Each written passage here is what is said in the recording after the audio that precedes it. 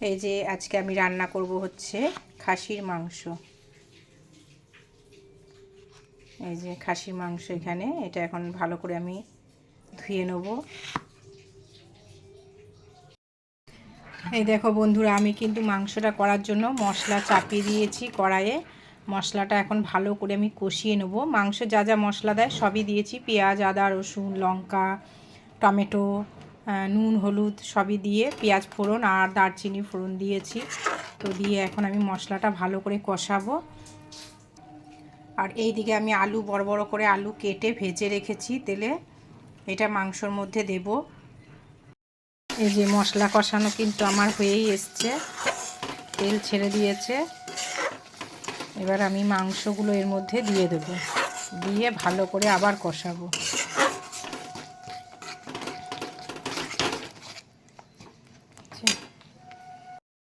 এবার আমি মাংসগুলো দিয়ে দিলাম মশলার মধ্যে। এবার মশলা দিয়ে ভালো করে এটা মাখিয়ে আমি ভালো করে কষাবো। আর মাংসটা খুব সুন্দর ফ্রেশ মাংস, একদম পরিষ্কার, আর মেটে দিয়েছে অনেকগুলো। চর্বি খুব একটা বেশি নেই, অল্পই চর্বি আছে, অল্প একটু চর্বি আছে। তো আমি এটা ভালো করে আগে মাংসটা কষিয়ে নেব।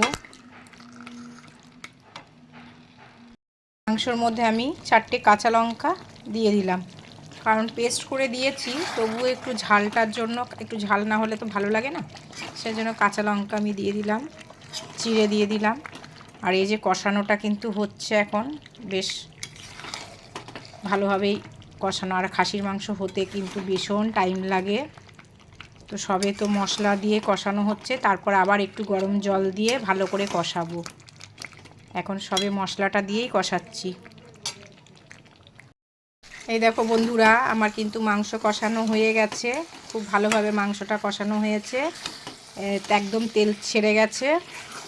এরপর আমি এটাতে গরম জল দিয়ে ফুটে যাবে, দিয়ে আলুগুলো দিয়ে দেবো, তাহলেই কিন্তু মাংস সেদ্ধ হয়ে গেলেই কমপ্লিট হয়ে যাবে। আর দারুণ সেন্ট বেরিয়েছে, কিন্তু সুন্দরভাবে মাংসটা কষানো হয়ে গেছে। এই যে মাংসের ঝোল পুরো রেডি হয়ে গেছে, নামিয়ে দিয়েছি লাল লাল একদম। তবে হ্যাঁ, একটু কাশ্মীরি লঙ্কার গুঁড়ো দিয়েছি, যেহেতু আমি কাঁচা লঙ্কা দিয়ে করি, তো সেজন্য একটু কাশ্মীরি লঙ্কার গুঁড়ো দিয়েছি। এই যে পুরো সিদ্ধ হয়ে গেছে একদম মাংস। চলো, পুরো কমপ্লিট আমার মাংসের ঝোল।